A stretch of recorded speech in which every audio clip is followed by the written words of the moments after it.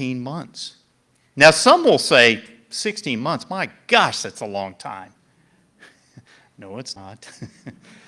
When you look at the folks with out in the Panhandle that suffered the Hurricane Michael, they're still in a recovery process that they're not even up where we are. The lessons that we learned out in Hurricane Michael in the Panhandle, Kevin Guthrie, our Director of Emergency Management for the state of Florida, shared with us, we're about 4 years ahead of where the folks from Michael are right now today.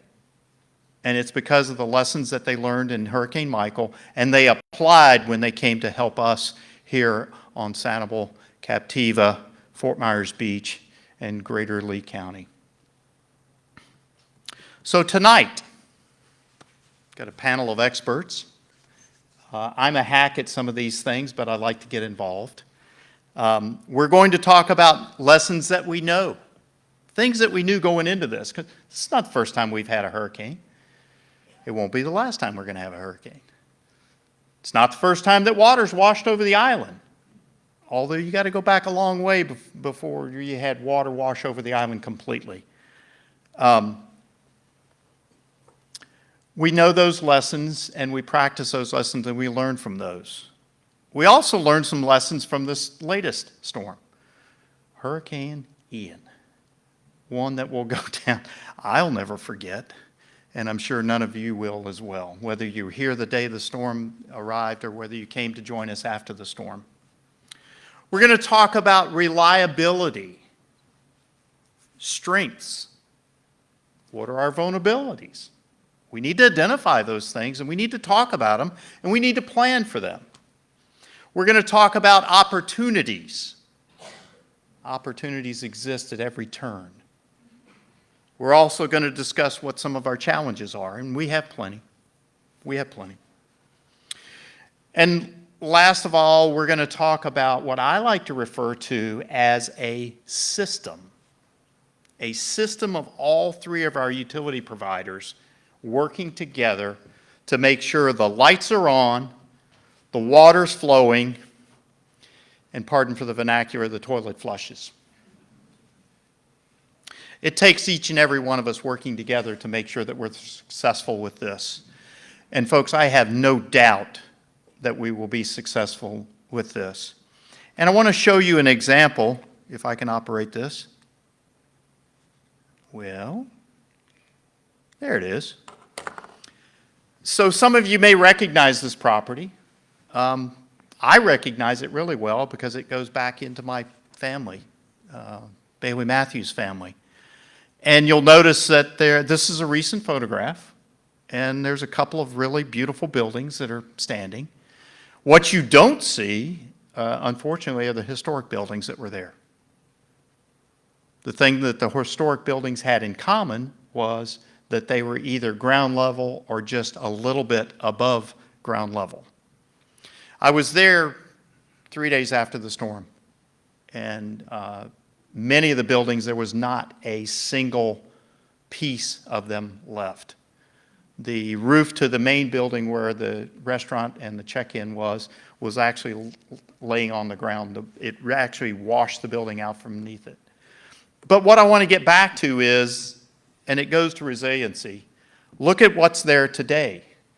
And you may not be able to see it, but that ground level on both of those buildings in the picture is just parking area or utility space.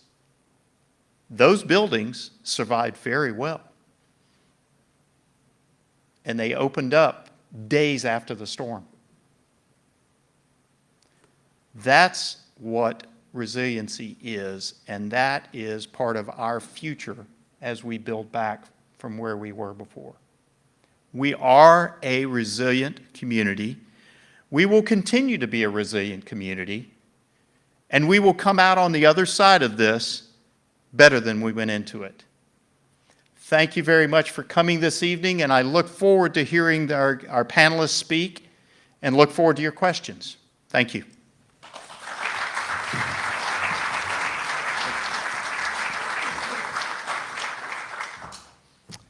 Thank you, Mayor Johnson.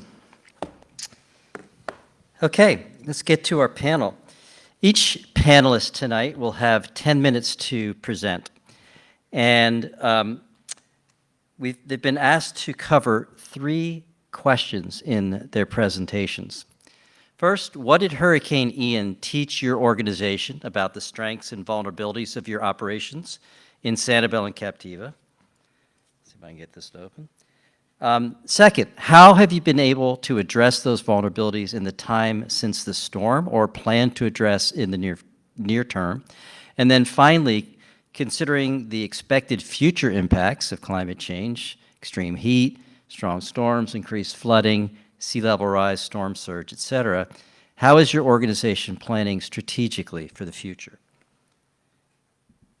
So, the panelists will really only be able to hit the highlights in the short time that they have. So we plan on using the question and answer session at the end to have them expand on the areas that are of interest to you. So during the presentations, we'd like you to be entering your questions into your phones as we go. And to get set up for that, I'm going to ask people to take a moment now. You can pull out your phone and point your camera at this QR code on the screen. It should take you directly to the page where you can enter your questions. Alternately, you can open the browser on your phone and type menti.com. And when you get to that site, you can enter the code 11501032. Again, scan the QR code or enter menti.com into your browser with the code 11501032. Now, if your cell service is sketchy in this room, there is Wi-Fi.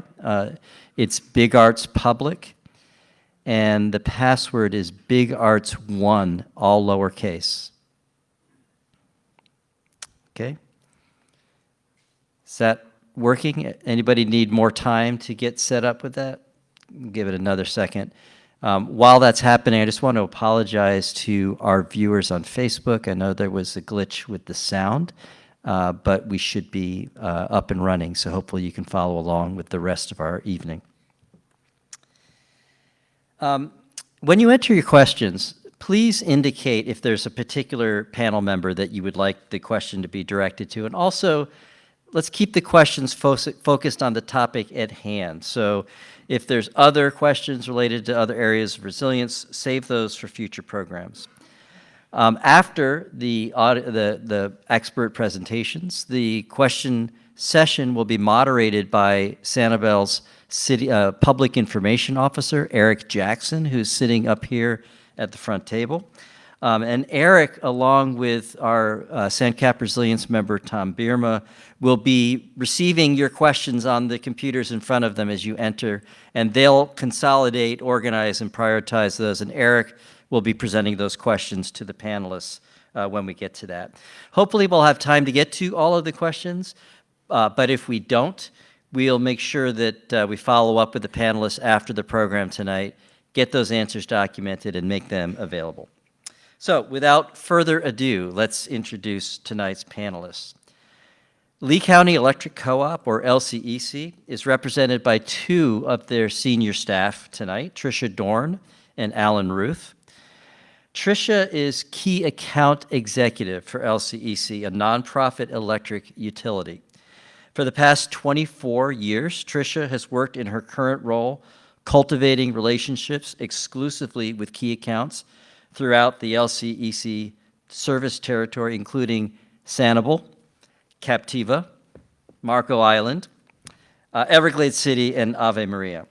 Her background as a customer service supervisor and decades of key customer interaction enables her to focus on the delivery of reliable power and quality service throughout the LCEC service territory. Alan Ruth has over 38 years of experience with LCEC and is currently the Director of Business Continuity. The majority of Alan's career has been progressively responsible leadership positions, including, get ready, it's a long list, Manager Operations Business Support, Manager Construction and Maintenance, Senior Supervisor Contract Management, Supervisor Contract Construction, Supervisor Vegetation Management, Supervisor Maintenance Construction, and Supervisor East Cape and Sanibel.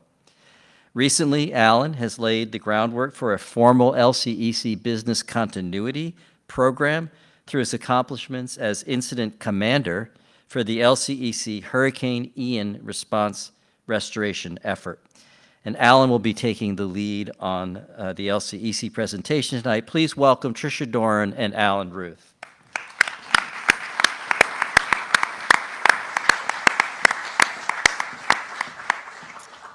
From Island Water Association, we have General Manager Diana Wilson. Before coming to Island Water, Diana held the position of Engineering Manager with the West Des Moines Waterworks in Iowa, and was then promoted to General Manager. During her time at West Des Moines Waterworks, Diana led the organization through a record period of growth and development. She's a graduate of Iowa State University with a Bachelor of Science in Engineering. She maintains her professional engineering license in grade 4 water treatment and water distribution operator licenses. She's been in her leadership role at Island Water since January 2019. Please welcome Diana Wilson.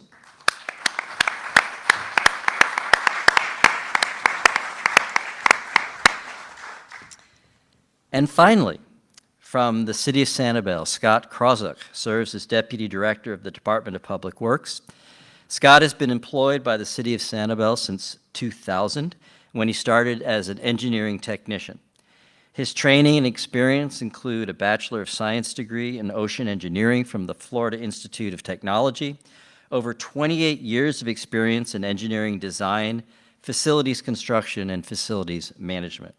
Scott worked as a project engineer for the U.S. Army Corps of Engineers, where he was responsible for the overall management of 3 major facilities construction projects. He's affiliated with the Florida Engineering Society Calusa chapter and the American Public Works Association. Scott holds several FEMA certifications in incident command systems and played an integral part in the city's Hurricane Charley, Wilma, Irma, and Ian response and recovery team. Please welcome Scott Krozuk.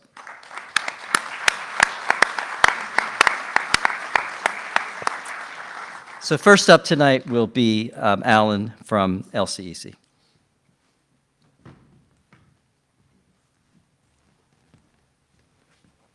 Good evening, everyone. In order to set the stage, I was going to give you a little bit of a background and a history on Hurricane Ian and where we went. Wrong way. Okay, so LCEC serves Sanibel, Marco Island, Lehigh Acres, North Fort Myers, and down south. The green area that you see is our service territory, and the path of the hurricane that came across basically hit the whole north end of our service territory. What's interesting is Hurricane Charley came through in 2004, and Hurricane Ian on Keakasta Island, they actually crossed paths about 300 yards apart. So even though, basically it was the exact same landfall, there were 2 totally different storms. Hurricane Charley, and the wind speeds were almost identical. Hurricane Ian may have been a little stronger, but not by much.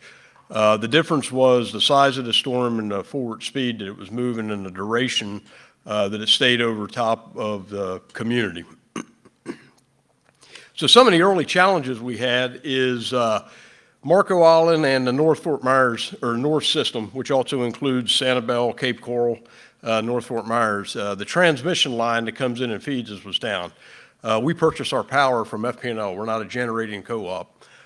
So our provider that we have long-term contracts with is FP&L, and they had damage on theirs. Before we can start restoration on our facilities, we have to get transmission voltage that comes in from them. In addition, the Mayaca Bridge, it flooded across I-75, so that shut it down. So the resources that were coming in, whether it was materials or labor, it impeded and delayed some of those. And then, of course, this is Matt Lachey, looking at it, and it, just like Sanibel, it was fairly devastated with the impact from the storm. And then, of course, the Sanibel Causeway was damaged, and then we also had unprecedented storm surge that really impacted the majority of our service territory in the coastal areas. So the resources that we had to bring in, we typically have about 50 linemen of our own, and we have about another 150 to 200 that we have on the system that do work for us. So we ramped up, and over a 3-week period, we brought in, or the high water mark was about 2,400 resources that we had on our system. And that took about 3,000 personnel to make that happen. So what that means is, even though there was 2,400 on the system, there was like 600 that came in and left, and then they got replaced with somebody else. So the rebuild and the restoration that took place, some of the challenges, that we had in addition to the flooding and the infrastructure was employee issues.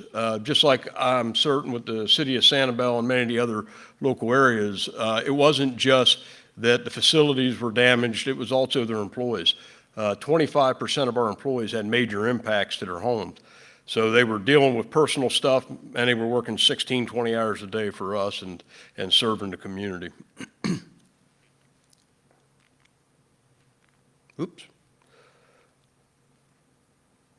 So this is a typical system load that you see. It kind of looks like a heartbeat, and you can see where it goes up and down. And at that time of year, we were about 900 megawatts on the peak end, and about 400 megawatts on the valley that we would have on any given day. And then the storm come in, and at the end of it, we had 4 circuits that were still in service. And those 4 circuits were in the Lehigh Acres and Mockley area. And then as we started restoring service, you see the load pick up over the course of the restoration effort. For Sanibel Captiva, the restoration, so on the 29th, we got a helicopter in the air, and we did an aerial patrol on the transmission line. Our transmission lines did not receive any damage. We didn't lose one structure on our transmission system. We've been doing system upgrades and improvements and hardening since 2012 on transmission. It really paid off. Then on the 30th, we started with the restoration. We did a distribution aerial patrol, and we knew exactly where the hardest hit areas were on Sanibel Island, so we would be able to deploy our resources. On the 5th of October, we had boots on the ground. They came over here, they started doing assessments, helping with crews to clear the road. And then we had barge delivery of equipment on the 6th, and then temporary repairs were done on the 11th, which facilitated us to be able to bring over about 250, 300 pieces of equipment and the personnel.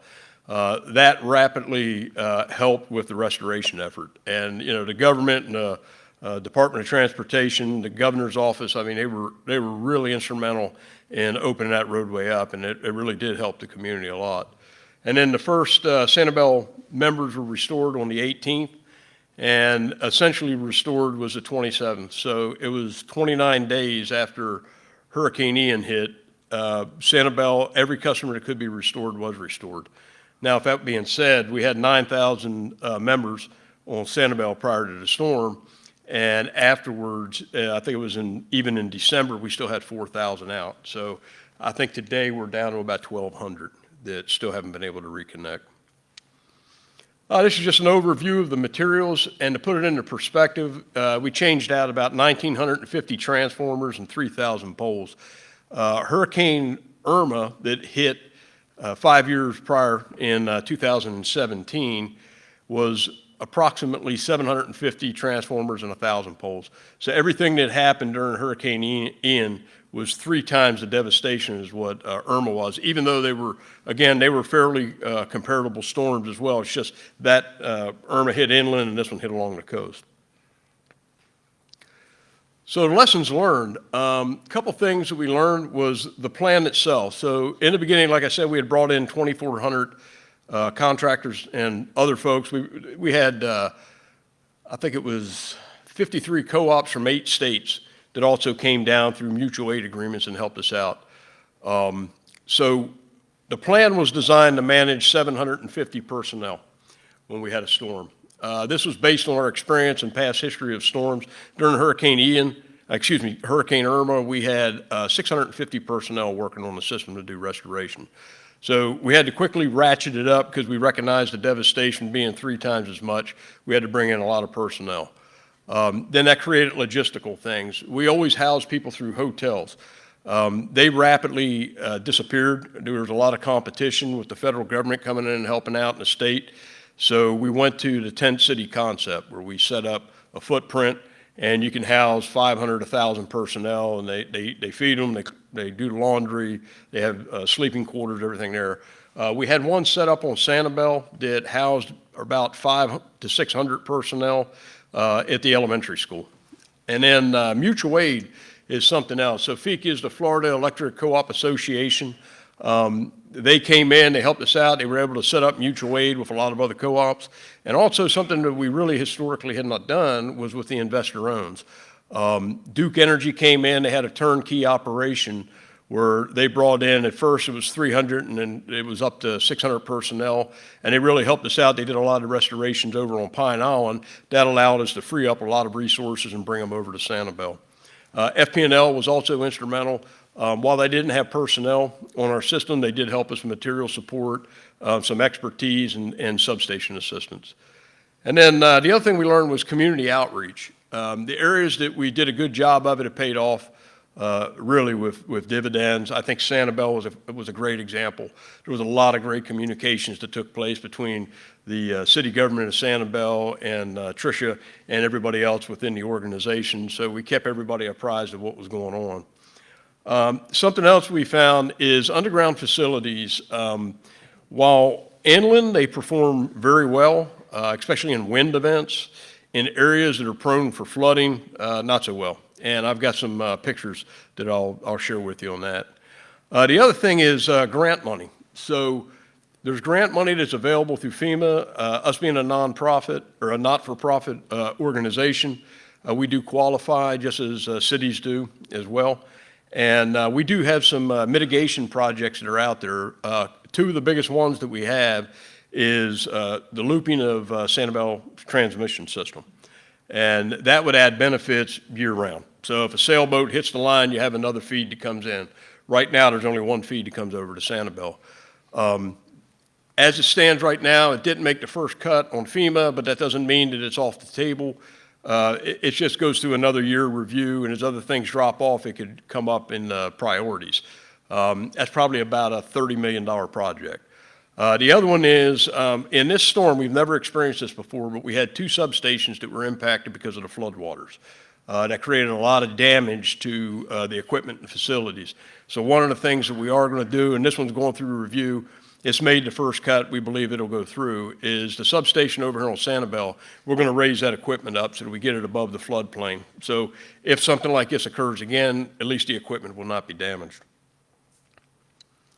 Okay, so some of the damage, this is looking down Sandcap Road, and it was interesting. We had a single-phase line on one side, we had a double-circuit line on the other side, and the double-circuit line, we lost just about every pole on that line. It was about 2.5, 3 miles that was actually on the ground after the storm. And all those poles were concrete poles. This is a picture of what it looked like. They usually snapped about midsection and at the base. And what's interesting is the ones that were on the Gulf side did not sustain as much damage as what this line did. So it was all the debris that floated in from the Gulf side that got into the line that caused the wind loading and then subsequently caused them to break. This is where we came in and did restoration. So we ran out of concrete poles to replace them with. So we went in and we put temporary wood poles in.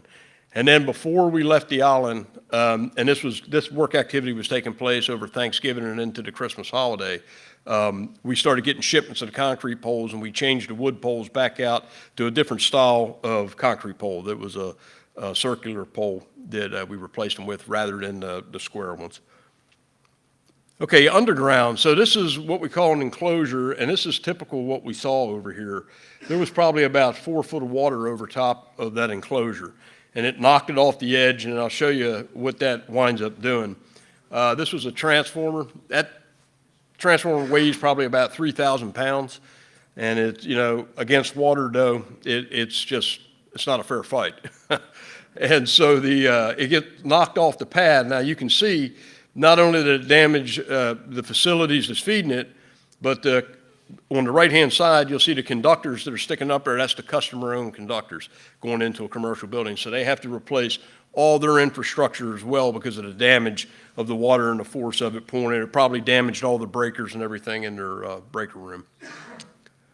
That's another single phase. Again, that's about 1,000 pounds, and it just gets pushed over. The water moved it around, other debris got washed into it. That's another transformer that got knocked off the pad. And this is the story that, it's the hidden story, but it's happening as we speak right now. This is the corrosion, all right? And everything got salt inundated. And while all these devices are either aluminum or stainless steel, the transformers are stainless steel, some of the enclosures are aluminum. The components inside of them, they have aluminum, and they also have, you know, stainless steel bolts, but you get various grades of that. And what you're seeing is the rust. And those blocks are big aluminum blocks that are just absolutely corroding. And all this is going to have to be replaced. Another thing that we have is that while it's not a grant, we consider follow-up work, and we're in the process of going through FEMA to identify all the work activities that we have. And system-wide, we have between 120 and $150 million worth of underground that's going to have to be replaced because of the storm surge damage that we had during the storm. Same thing, it's single-phase transformer. You can see the block on the right-hand side. That white isn't sand that's in the bottom of it. That's actually aluminum that has just deteriorated and fallen into the bottom of the transformer. And then this, interestingly enough, the cable that would be on the left-hand side, that's the primary cable that has 14,400 volts that come into it. These are all sealed units. However, it does get intrusion when they flood and then the water siphons into it, and that's what you see there. When they cut one of the cables, that's actually salt water that's pouring out of it. Now, what that means is that there's a concentric neutral that wraps around, and it'll eat up all the neutrals. Eventually, it'll even eat up the primary cable. And then you'll have failures on the primary cable that creates reliability issues and things of that nature. That's why we're trying to be proactive to go in and change everything out so we don't have those long-term reoccurring outages. That's it.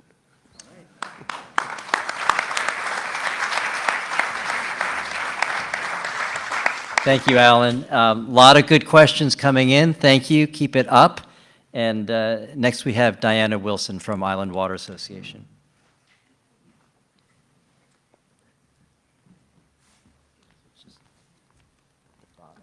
Thank you. Good evening. Good evening. Appreciate you having me here tonight. I've been given limited time, so I'm going to try to use it effectively, and I'm going to roll through my slideshow, but feel free for Q&A after to let me know if I rolled through something too quickly. To start with, a little bit of background about Island Water. I'm sure most of you know who we are, but we are the member-owned nonprofit water utility that serves both Sanibel and Captiva Islands. We are an island on the island. We do not have an interconnect with the mainland. So we are a very self-sufficient group at Island Water. We have about 80 miles of distribution system throughout both islands. They range in size from about 2 inches in diameter to 20 inches in diameter. So a real range of sizes in our network, about 5,200 individual member accounts. We're governed by an elected 5-member board of directors. We have about 30 employees that do everything from treat and distribute water, do the billing, the HR, IT. So really a small but mighty group. We have regulatory authorities. We answer to a number of people and agencies. The South Florida Water Management District for water use and allocation issues. And when it comes to the potable and sanitary nature of the water system itself, the Florida Department of Environmental Protection and the US EPA. So when we were asked to put together information for tonight, it was really to concentrate on the strengths and weaknesses that were identified during and then in the aftermath of the hurricane. And to me, it made sense to kind of divide these up into 2 separate categories, one being the hard infrastructure that we'll discuss, and the other being the support systems that really were instrumental to our success. And when we talk about hard infrastructure, I'm a linear thinker, so I'm going to walk us through the whole process, just generally, in broad strokes, of how Island Water treats and distributes water, what went well, what we consider strengths, and what we learned in the aftermath of the storm. So Island Water gets our water, our source water, from 15 wells that produce all of the groundwater. They deliver it in, to the treatment plant through a common pipe. On the map you see above, this is Sanibel Captiva Road. All of those blue circles indicate a location where we have a well, and that yellow star, which is hopefully fairly visible, is the location of our treatment plant, which is pretty much across the street from the main entrance of Ding Darling. So these 15 wells, each well has two components. One is the underground portion that you don't see. It's a borehole, it's drilled, cased, has a submersible pump and motor. And so that's what you see on the right-hand side. If you were to go down Sanibel Captiva Road and look to the side, you would see enclosed, almost privacy-fenced, squared-off areas. In that enclosed fenced area, you would see the borehole with the wellhead and piping set up, and you would also see a well cabinet, which is the photo on your left. And that well cabinet holds all the electronic components, controls, PLCs, and communications for the well. Those two pieces work in tandem to bring up the source water from the aquifer and deliver it to the treatment plant. Not surprisingly, the portion underground survived very well. And also not surprisingly, the above-ground portion of the well cabinet was highly damaged for nearly all of our wells due to storm surge. So we had to take efforts, learning. If you look at the photo on the left, it certainly was good to protect from the normal elements, but it was not a waterproof cabinet. And as you can see from the photo, there were penetrations very low to the ground. So what we've done to address that in our existing well field is to improve the cabinet structures themselves. They are now fiberglass or stainless steel, heavily gasketed, tightly sealed, waterproof cabinets. And all of those penetrations where water from the surge could enter are now raised above, as high as we can on the cabinet. We do have several wells that during their initial construction, the cabinets were lifted up and elevated on concrete pedestals. Those sustained less damage. Lesson learned, we have new wells being under design currently. Every new well in our system from this point forward, the cabinet will be put on an elevated pedestal and have this waterproof enclosure, so a real belt and suspenders situation for the well field. Treatment plant strengths. We have a 6 million gallon a day RO treatment plant. The plant itself is 40 years old, and at the time of the design was very thoughtfully designed. The RO plant floor is elevated, and because of that elevation, the primary components in the treatment plant were relatively undamaged by the surge. A few inches, but motors, pumps, membranes themselves were in good shape. Even beyond the RO plant floor, we have a switchgear room, which is further elevated, and then a control room that is on the second floor of the plant. So the treatment plant was able to withstand the surge very well. We are chemical intensive utility. We have both liquid and gas chemicals on site. The bulk liquid chemicals are in double-walled tanks. They're strapped securely, bolted to the concrete floor. We also have a very strict maintenance protocol for the isolation valves on each of those tanks. When we came back to the island, everything was in place as of the day we had left the island before the storm. So all of that was very well withstood the surge and the storm. Two things that we can identify through every process of the plant that really were strengths that have to be highlighted are the fact that we keep parts and inventory on supply. There was very rarely, it existed, but all the immediate needs to make a repair were generally on our shelves.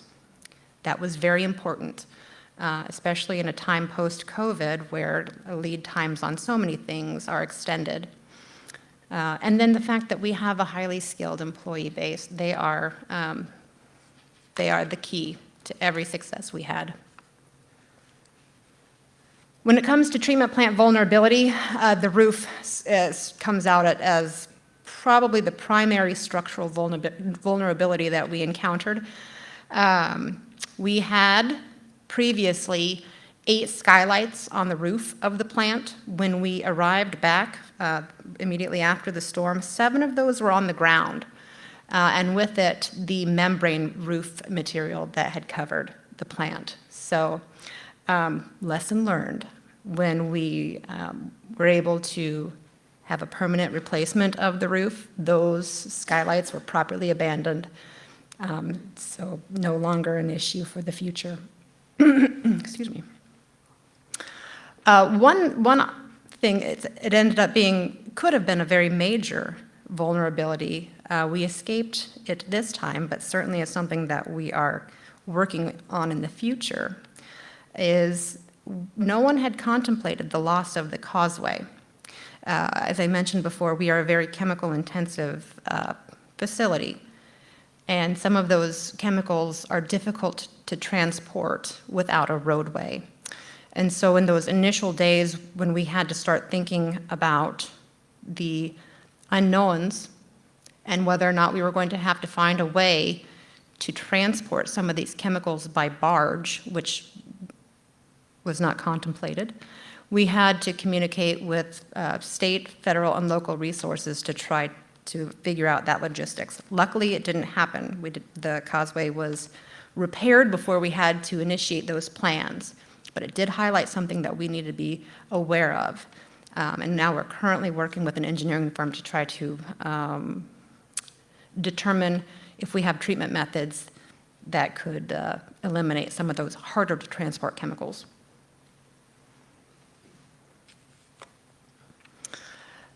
So one of the strengths that we would point to is the strength of our distribution system. The final piece of the Wellfield plant distribution. We have an exceptionally well-maintained distribution system. We have an annual valve maintenance program that's very aggressive, and so when our crews go out to have to isolate a portion of main, they know that those valves are going to work. We also, for break-prone areas, we've had an aggressive water main replacement plan for many years to rid the system of break-prone areas. One of the biggest assets that we had was a GIS mapping system. When we got back to the island, there was debris and that lovely muck all over everything. And we had to start locating assets so that we could isolate the main, so we could pressurize it. We had to locate 5,200 meter boxes so that we could turn off individual services so that when we pressurized the line, we weren't unintentionally damaging homes if they had plumbing issues. Without that GIS mapping system, that effort would have been very extended. The other strength that we had was mutual aid. We are, again, a small but mighty crew. Our distribution team is 6 individuals.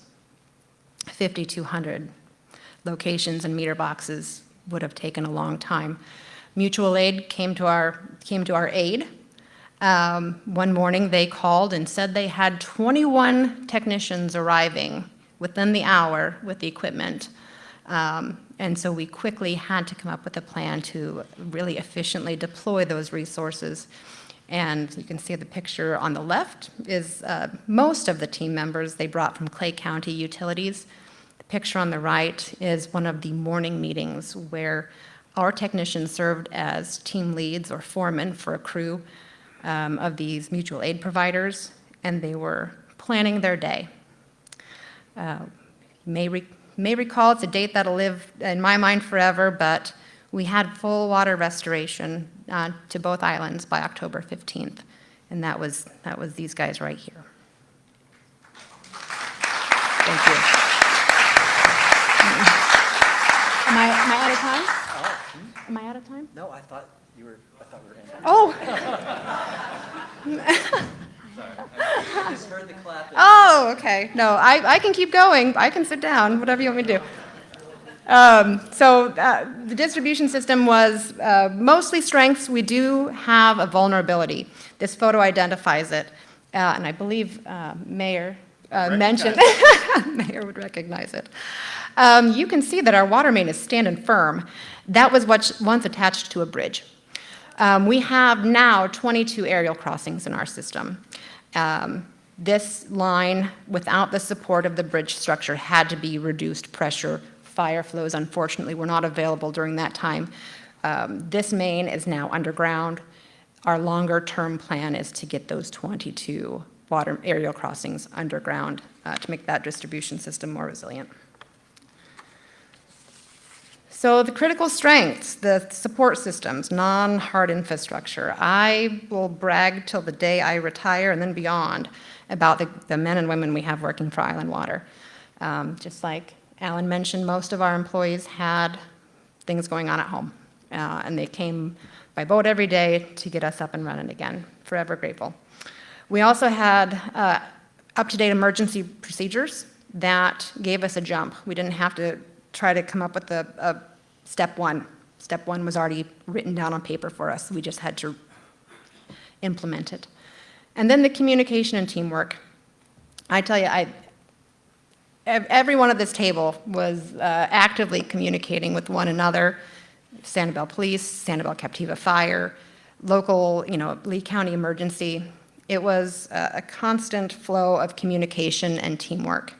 Couldn't have done it without the assistance of all of our partners. So then, taking lessons learned from Ian and moving forward, we know what our strengths are. We've got great people at Island Water. We have a great training and development program. We have great up-to-date emergency plans. We have partners that we value the relationships and will maintain. We know that we have to have stocked shelves so that we can make immediate repairs. And we have to have, an employee base who knows how to use those tools and equipment. So we're going to keep that going, improve moving forward. And then maximizing efficiency and redundancy. So our biggest goal as a water utility is reliability. We want you to know that when you turn your faucet on, you're going to get good quality water. So we have to take energy efficiency where we can and still maintain that priority of reliability. So we always select the most energy efficient pump and motor sets.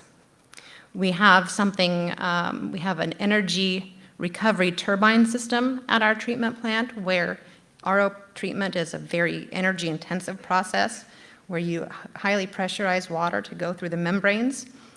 But there's still pressure left at the back of the membranes, and we recycle that pressure to help power an engine, reducing our energy load. But what we really are putting a lot of our efforts in is actually just reducing waste of water. Every gallon of water that we don't have to pull from the ground is one more gallon that stays in the aquifer.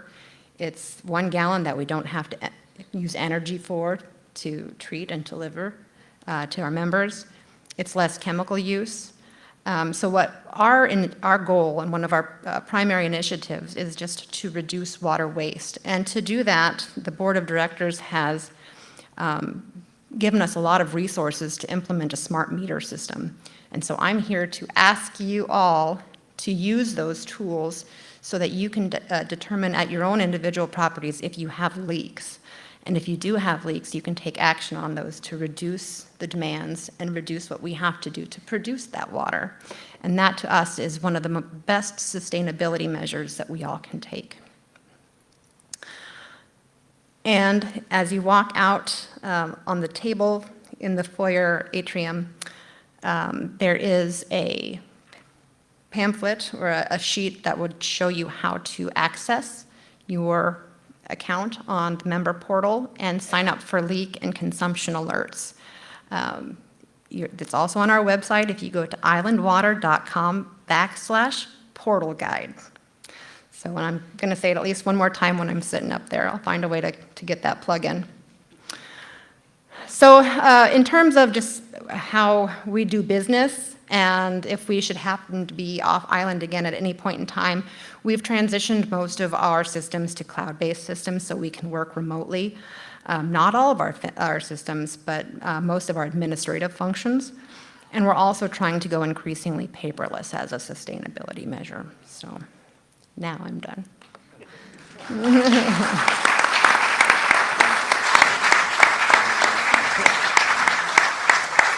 All right, thank you, Diana. Next up is Scott Krawczak. Thank you, Bob. Hello, everyone. And I just want to go over, I'll give you a quick idea of what the city utility staff had to deal with when they first got back on the island. I mean, of course, damage assessment, was the first line of priority. Oh, did I go the wrong way, Bob?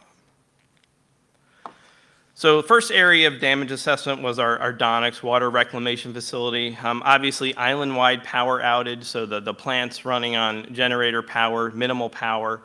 We measured storm surge at the plant to 11.88 feet NGVD, so pretty much chest-high water throughout the plant, as many of you experienced, I know at your residences also. So that saltwater surge, I mean, it caused major damage to underground wiring, motors, flow transmitters, valves, electrical disconnects, and control panels. Second area of damage assessment is our collection system. So just to give you a quick overview of how a sewer system works, there's typically a gravity system. It's in the roadway, so that sends water to a pump station that we call a lift station. Then through a force main pipe, that gets sent to the treatment plant.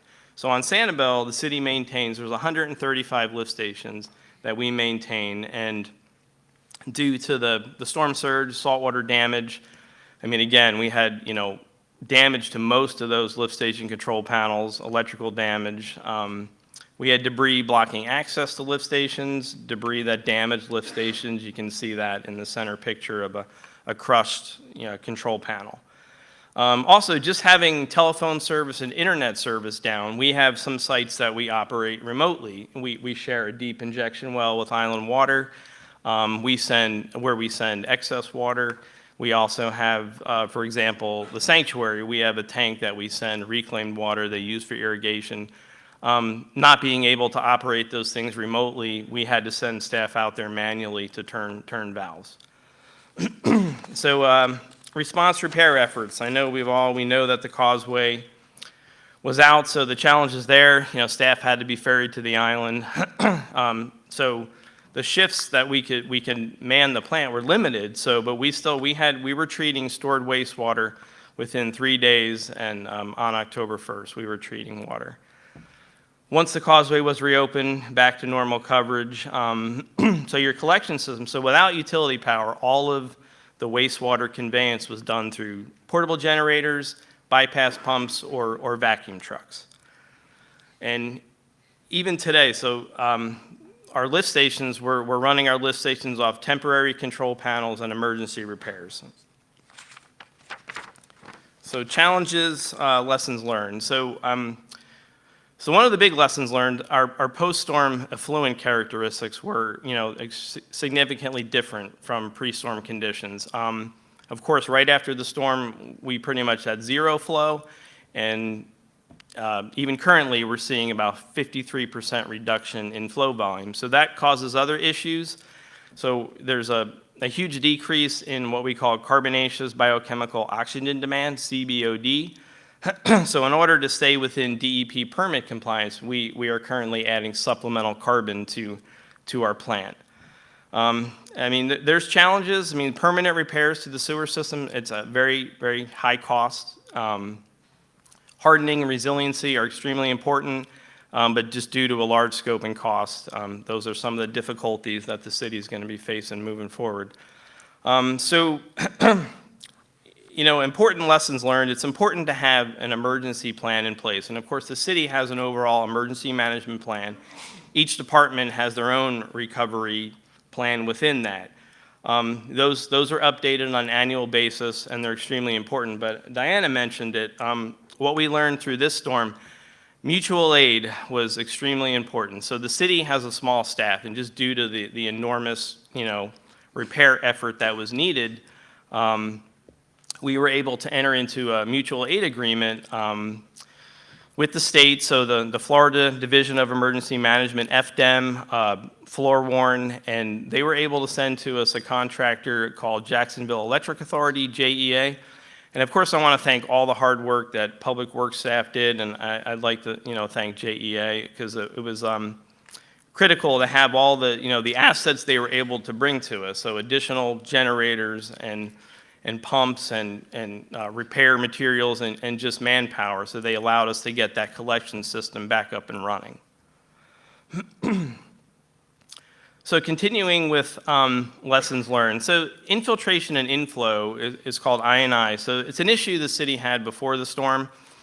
So infiltration, I say, is when water gets into the system below ground. So older systems, there's cracks in pipes or manholes, and we take water into the system. Inflow are issues that occur above ground. So if there's an illegal roof drain connection, illegal floor drain connection, and we've even seen cases where clean-out caps will be opened up and it drains, water in the swale. So, we ask that those things aren't done. But after the storm, this was exacerbated because structures were destroyed. So then there's an open lateral that's not capped off.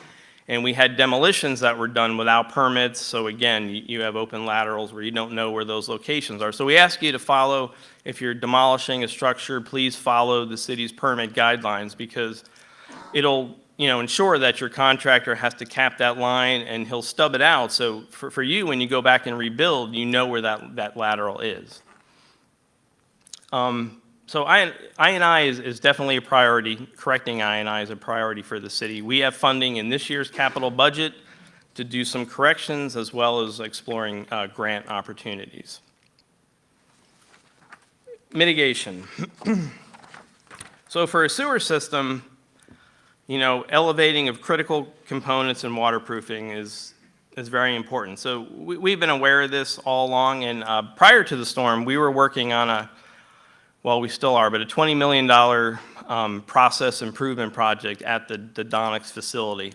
So you can see, and we're proud about how it's turning out, but the two pictures on the left are, that is a new 2,000 kilowatt generator that is at the Donix plant. Now, it was still under construction during the storm. We wish it was operational. But that generator was built to the 500-year flood elevation, so we did not sustain any damage to that generator, and it's in operation right now. We were also working on the Phase 4B sewer expansion project. So within that project, we are looking at elevating lift station control panel. So you can see the bottom right, that's an elevated control panel with a access platform. And the picture of the upper center picture, that is what we call a telescoping control panel. So we can go in there, so that panel remains ground level, so staff can work on it. We go in there with a crane truck, and you can actually lift it and elevate it 3 to 4 feet when a storm is coming, to try to prevent that panel from getting flooding. So those are things we're working on, and we're going to continue to work on and improve the resiliency of the system. So I talked earlier of the huge dollar figures. So Public Works has been working hard at applying for and securing grant funding. So through the Florida Department of Environmental Protection, they have a hurricane, stormwater, and wastewater assistance grant program. So we have secured 5 grants there, you can see, which exceed $22 million. So we have repairs to our reuse system, wastewater repairs we can use at the plant, the collection system. There's a smaller grant for Pond Apple Park where we store some reclaimed water. There was erosion to some of the banks there. And there's a Middle Gulf Drive force main upgrade or redundancy project, and of course a large one at the end, some money to assist with the lift station control panel repairs that are needed. And also, we've also, so with all the work that we have, we've gone out and done an RFP. So we call it a library of consultants. So we currently have 13 engineering firms under contract that can help us with the design and project management for all of these projects. And that's pretty much what I have on.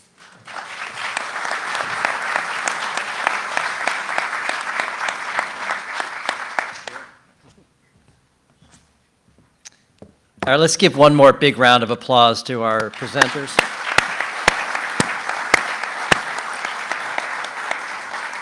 I think as customers of these utilities, we tend to just flip the switch and want the light to come on, turn on the faucet and the water comes out, or flush the toilet. And I hope we all have a deeper appreciation just of the incredible work that goes on behind the scenes to make those basic services available to the community. Thank you for the questions that you've been submitting. Feel free to continue to send those in. I'm going to turn this over now to Eric Jackson to present your questions to our panel.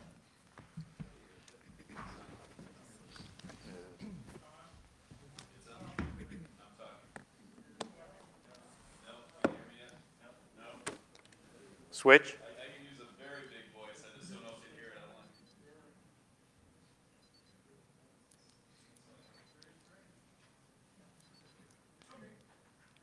online. Okay.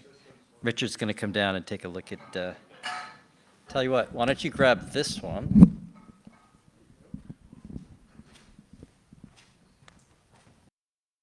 Of attention, has LCEC been studying the possible use of microgrids in vulnerable areas like Sanibel and Captiva, and maybe address what microgrids are, first of all, for everyone? Yeah, microgrid is, I mean, basically it's a secondary smaller generation that you have from one resource or another. You see a lot of them on military bases and places like that. There's a lot of discussion about battery technology. The reality is, you know, you're talking business for blue sky events is when the majority, you know, you have these events that happen, and that's where that type of technology helps out more than it would in a hurricane. I think looping the system and doing things of that nature exponentially is probably a better choice than what microgrids would be. Okay, and then not quite the same thing, but this does go in line with net metering. LCEC, would you continue to facilitate net metering even if other large providers do not? Yeah, we do have a net metering program. I'm not as familiar with the details, but we can get those to you if you'd like to know what the details of them are. Okay, good. Okay, the next question is for Island Water. And you touched on this a little bit. How vulnerable is our local water supply to saltwater intrusion from sea level rise? What, if anything, is Island Water doing to prepare for that risk? Great question. Yes, we are susceptible to saltwater intrusion. We're a coastal community. The best effort that we can make, because saltwater intrusion is one of the biggest influences of that, is groundwater level and withdrawal.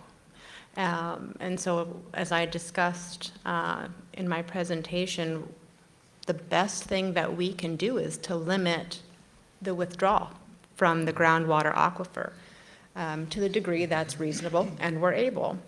And so I'm going to plug islandwater.com/portal guide and encourage our members to take a look at your water consumption and see if there are ways, most notably leaks that maybe you have yet to identify in your property, and to reduce those so that every gallon we save is 1 gallon we have to draw less from the aquifer, and influences in a positive way that saltwater intrusion. It's to me the best, lowest hanging fruit that we can do. Okay. Tying into that as well, there was a question that I believe was more for Public Works regarding gray water and using that more for irrigation. Is there a way to get more gray water to individuals in the public to use that versus using the treated water? And we have explored that. The problem with expanding the city's reuse system is the reclaimed water we produce is limited. So when the demand is high, the volume we have is low, and when people don't need the water in the rainy season, we don't have the disposal sites we need. So, I mean, right now there's no. One of the challenges that we have with that, if you were to raise them in everybody's yard, it would go up 5 feet. It'd be a pedestal that would be sticking up. I mean, aesthetically, it's not pleasing. So that's one issue that you have with being able to raise them up. The other is those devices are designed to be switched in. So the workmen have to be able to open them up, access them, move cables around, connect cables, do things of that nature. They would not be. Rated energy efficiency. And have you considered adopting renewable energy means to reduce the carbon footprint?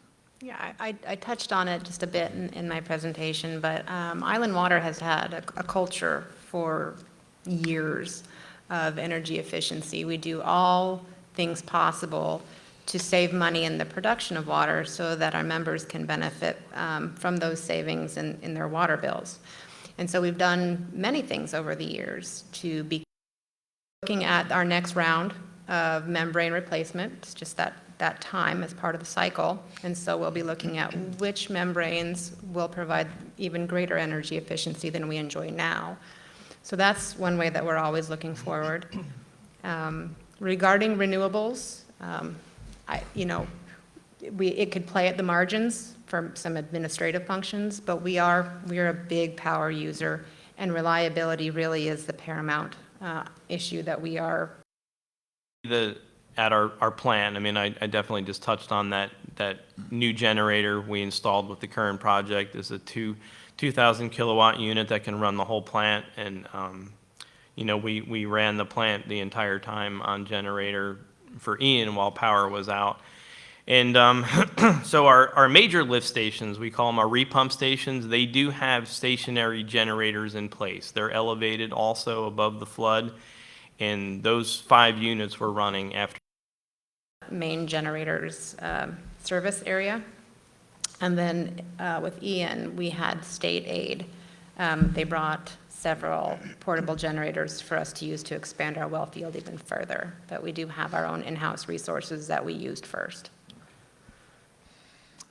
For LCEC, have you considered providing a temporary CSR office on Sanibel to address large-scale electrical restoration challenges, in particular for propose this one's a topic. How would the proposed increases at South Seas impact your current system if they were to join the system? I think to be determined. We need more information on exactly what those demands will be before we know and can provide a response. Okay, that was a quick answer.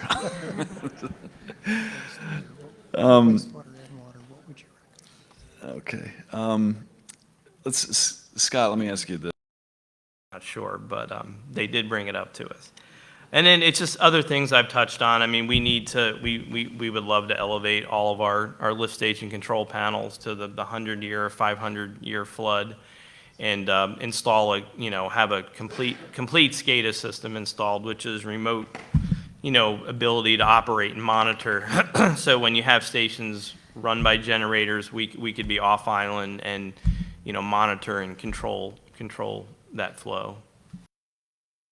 We keep our operation systems offline, and so those would continue to be on-site operated outside of the internet.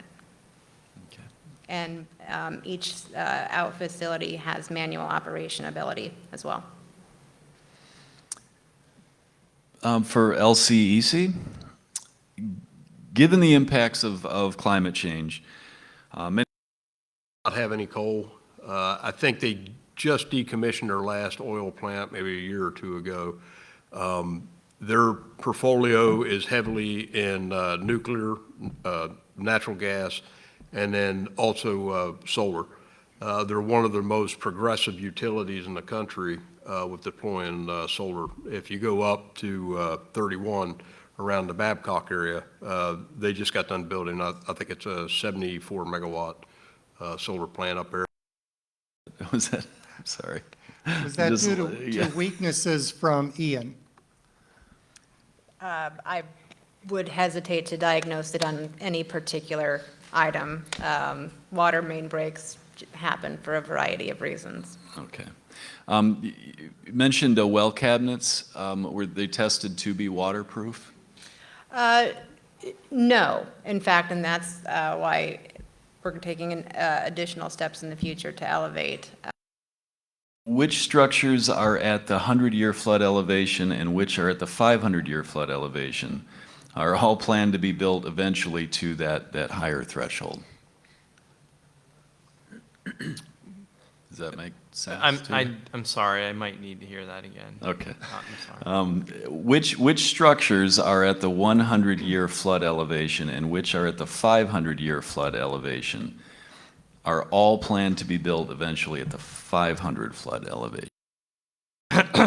And like the 100-year flood or 500-year flood is just a freeboard above the BFE, but yes, that is definitely the plan moving forward, that we want to elevate things as much as we can and cost effectively. But in certain areas, you saw images of lift station panels that had platforms, so there's geographical issues, size constraints and money constraints on, so each area will have to be.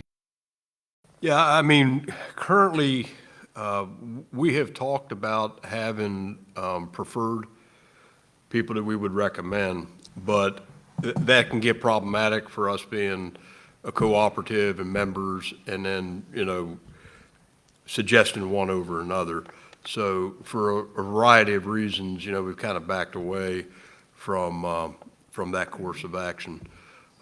I understand what the challenge is. I mean, especially after this event. I mean, it ran. And that is, what would you recommend residents to do to be better prepared for future storms? And why don't we'll start with LCEC. So, yeah, that's a good question. I would say the first thing is when you evacuate, make sure that you shut everything off. I mean, if you're going to have a direct hit with a hurricane, have your refrigerator cleaned out. I would recommend turning off the mains. So if stuff comes back on, checked it on every storm, I was wrong, and so it does happen. So I would encourage, evacuation. And you don't have to go far. You only got to go to LaBelle, so it's something really, I think it helps all of us, and I know it would help the city as well. Yes. Diana, what would you recommend residents do to be better I'm going prepared? to echo Alan's comments completely. Before the storm hits, I would suggest that you % what Alan said. Okay. Go ahead, Scott. Yeah, so I mean, I touched on it in my slideshow, but, I&I is an issue for the city. And so, we ask that, you don't have illegal connections to the system, such as roof drains, because I don't think I touched on it. But, with heavy rains and storm surge we've seen flows like double, like at the snap of a finger when we have a heavy rain event. Okay. And Mr. Mayor, we'll let you answer this one as well. So I think it's already been said. Please pay attention to the civil authorities. And as Alan mentioned, we've had several false alarms with evacuation and storm surge. We all know better now.